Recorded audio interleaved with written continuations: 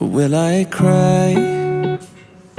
Will I leave behind broken and crumbled signs, hiding all my roads to you?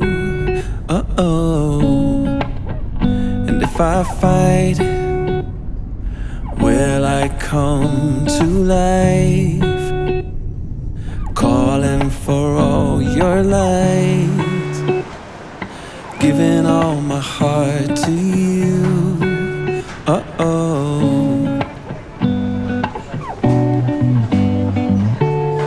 And I've been falling, I've been lost, and I've been calling on my ghosts. Well, this is it, guys.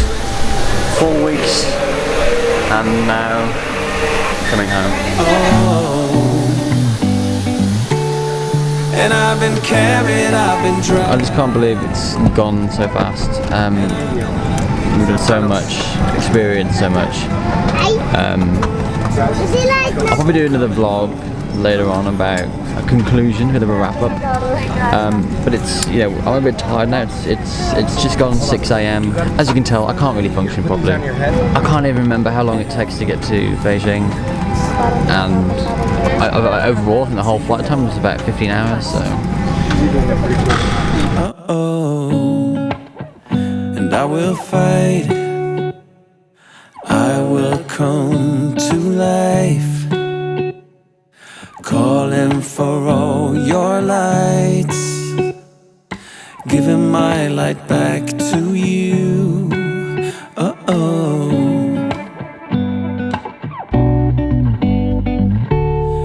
And I've been falling, I've been lost, and I've been calling on my ghosts. I put it to rest because I'm coming home, coming home. Oh, because I'm coming home, coming home. I'm coming home.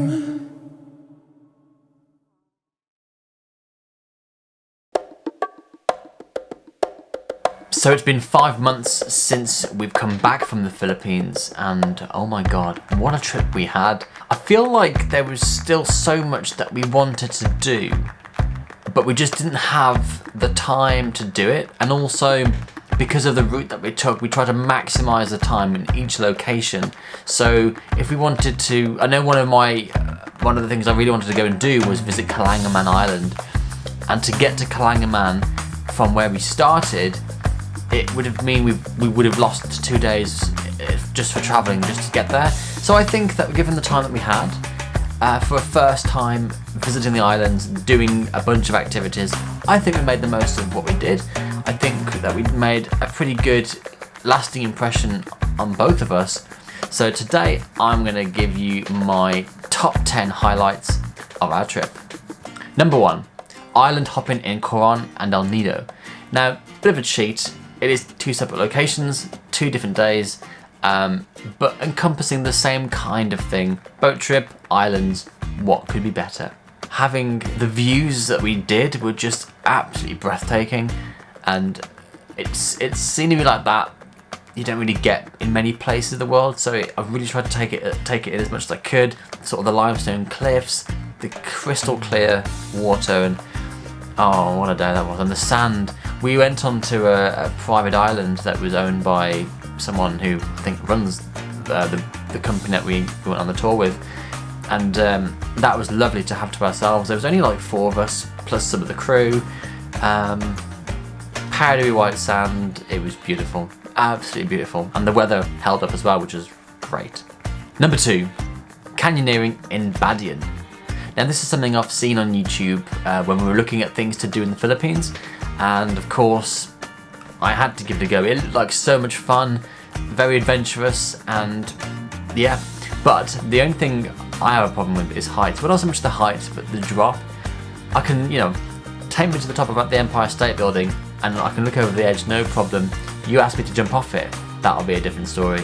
I'm not a big fan of falling, so for me to push myself to jump off these ledges was a bit of a big thing. The ledges themselves weren't ridiculously high, just a little more out of my comfort zone that I would normally like, but you live the moment and you do it. Didn't do the last one. That was one of mine that I didn't do, but I did do a lot of them leading up to it. So I'm quite proud of myself, and we had a great time. Got soaked. It's probably one of the coolest days we had because we were so obviously wet all day. We were fresh from the water, so one of the nicest days that we had. It's quite tiring, but it was really good fun. Number 3, the Chocolate Hills. And this kind of ties in with the Chocolate Hills Adventure Park as well, because that day itself was really great. We started off on an ATV and we went through some of the off-road paths around the Chocolate Hills. My advice, I wouldn't bother with that. I wouldn't do that again. Not only do you get thrown around in the ATV, which is kind of fun, but you don't really see much of the Chocolate Hills because you're so low down, and if you've got a hill either side of you, that's great, but you can't see beyond that. So the best place to be is high, good vantage point, and once we found sort of the steps leading up to the viewing platform, and the car park itself actually has some great views overlooking the Chocolate Hills as well. I think that's probably the best place for it, and I really liked seeing. I was just fascinated by how they were created and just the different textures you get across the landscape. So I really enjoyed that. Number 4, Firefly watching. Now, to you guys, from reading the comments, fireflies are pretty normal to see, but for me, we've never really seen fireflies. We've seen them in movies, but it's one of those things where you go, now, are they real? Are they just a myth that it's just created for the film? You know, just like a kind of, to make something look more romantic, they just add these fireflies in. I didn't know they would light up so much. I thought that was kind of like a film thing to do, maybe.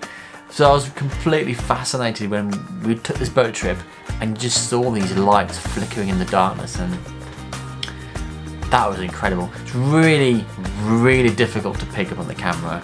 I think I did an okay job, but what my eyes saw to what you guys saw on the camera are very different.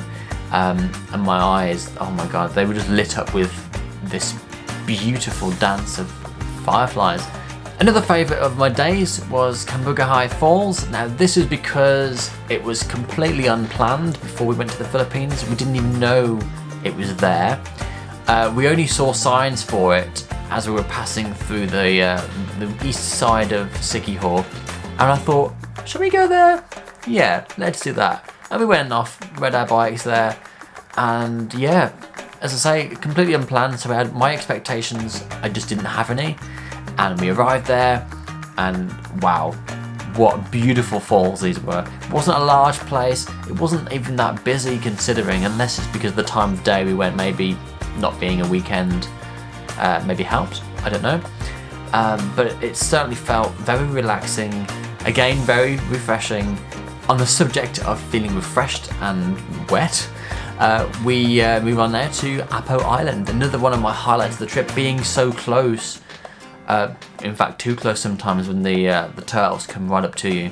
Seeing them in their natural habitat, just wandering around like that, was incredible. I did see some sea turtles when I went on my honeymoon to the Maldives, but they were still quite a distance away. And these guys, wow, they got so close and they were so big as well. I was really surprised at how many there were and how close they were getting to people, and you know how shallow the water was. I mean, you know, you couldn't touch the bottom, but considering that you're just in the sea, that, you know, they're right in the shallow with the corals and everything. It was beautiful, beautiful. And you know, you could have spent all day there really. We left about lunchtime because I think it got a bit busy, people coming in, and they start crowding around the turtles. So it kind of felt a little bit like it lost its intimacy a little bit. But we very much enjoyed our time in Apo Island, and again, I'd recommend going there too. Our next highlight of the trip was the whale sharks in Oslo. We missed out, again going back to my honeymoon story, we did a couple of boat trips out there to spot whale sharks, and unfortunately we didn't see any either time. So when this opportunity came that we could almost be guaranteed to see some in Oslo, we jumped at the chance. There was no way we would travel all that distance and not try at least to see whale sharks. It would be insane. So we jumped in a boat and off we rode up, and it wasn't even that far out, which that really surprised me. How close you are to the shore, where you stop and look at whale sharks. But I presume the ground just sort of you got the beach and then it sort of drops off so sudden, because it didn't seem that far out. I'm not a strong swimmer, but even I think I could have swam that distance, But yeah, seeing these majestic beasts, oh my god, incredible creatures, so big, and they make you feel dwarfed by their size. There were a few issues regarding other tourists. I find some of them got a bit nervous and started flapping their arms around. And sometimes when they flap their arms around, they do catch you sometimes. It's not that great. So the way I approach it is this, and it actually happened to me. When you jump out of the boat, it's one of these boats, it's a banker. Now see how you have these little, I don't know, a lot of people hold on to those and just look at the sharks, which is great. But if you can't really go further back because the boat is actually there, and a shark was coming right towards me, and I couldn't go back, but I didn't panic, remained still, calm, and it was just me and this shark, and that was a moment that I really, really enjoyed. But also, of course, I really enjoyed the other moments as well, where they're swimming past you and you can see them underneath you and to the side of you. It is very touristy.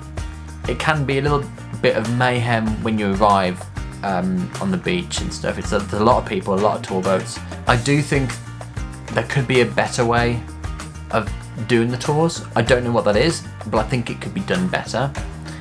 But that's not to say I didn't enjoy it. As I've said, it's one of my highlights. It's a moment that will always last with me. So I suppose another highlight of my trip is the wildlife. I've never seen wildlife like this anywhere in the world, and there are some that are specific to the Philippines.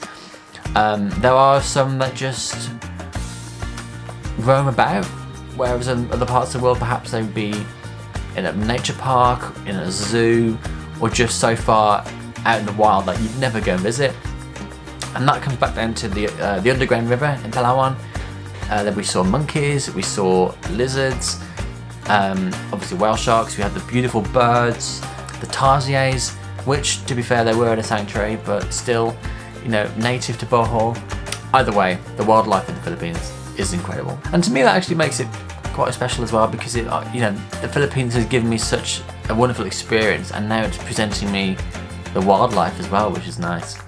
Heading back into the city now, one of my next memorable moments is Jonah. Before the trip, I made it publicly known that I really wanted to meet Jonah, and thankfully Jonah reached out to me, and over the course of the months leading up to the trip, I was in touch with the management, and we organised a date that I was able to visit Jonah. And it was still touch and go, even down to the day itself. I was waiting for something to go wrong, and I was so thankful that nothing did. So the day started off that we'd be picked up outside the pet store, outside SM Mega Mall. We would then drive to Jonah's rehearsal for the gig that she was performing at. I don't know when that gig actually was. I think it was like a week late or something, maybe a little less. And then from there, she was going to the recording studio to record Kahit Kailan, and then we were going to go out for some dinner. Given that we were going to the recording studio anyway, I put in a request, again before my trip, to see whether it was possible to sing a duet with Jonah, given that we were going there anyway. On the day that it was even in the recording studio, and I said to Jonah, have they mentioned to you about my request? And she said, yeah, it's fine, we're doing that. And I was like, wow, we're actually going to be doing this. I was very nervous, as you can imagine. Not only can I not sing very well, I'm also in the presence of Jonah, which was already going to be nerve-wracking as it was, and then her management and the crew at the studio, and it was very overwhelming. But again, it probably is the highlight of the whole trip. I mean, it's not every day you get to do any of those things, so for me, that will always be a special treasure for me. And finally, the last point on my top 10 highlights is the people. Everywhere we went, we were met with smiles, we were met with wonderful hospitality. There was the family who guided me and Rach to the zip line in El Nido, and their child, probably about 8 years old, taking us on this really long walk. I was almost convinced we were going to die. It was so hot that day. We were going down all these back streets and God knows where we were going. I was like, we're going to die. And he finally took us to the zip line place, and you know, I gave him a coin for helping us. There were people at the places that we were staying in who would go out of their way to call up companies regarding tours, people who would be sorting out food for us. But everywhere we went, there was somebody willing to do something for us. Obviously, we stick out like a sore thumb. We're very westernized, so to walk into a place full of Filipinos, we stand out. So when people come up to us, all they want to do is help. They all want to do something for us, and it was nice to be so welcomed into their homes, into their country, and into their hearts. Bit cheesy that bit, I know, but it's true. We got to chat to a lot of people on the boat trips that we did.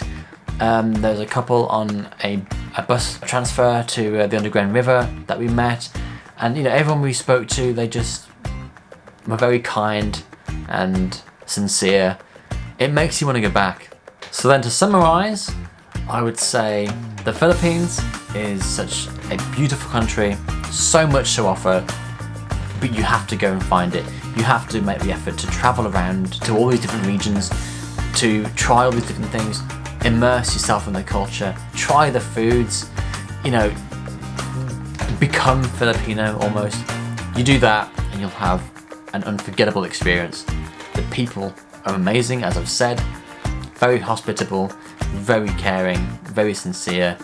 The scenery is just paradise.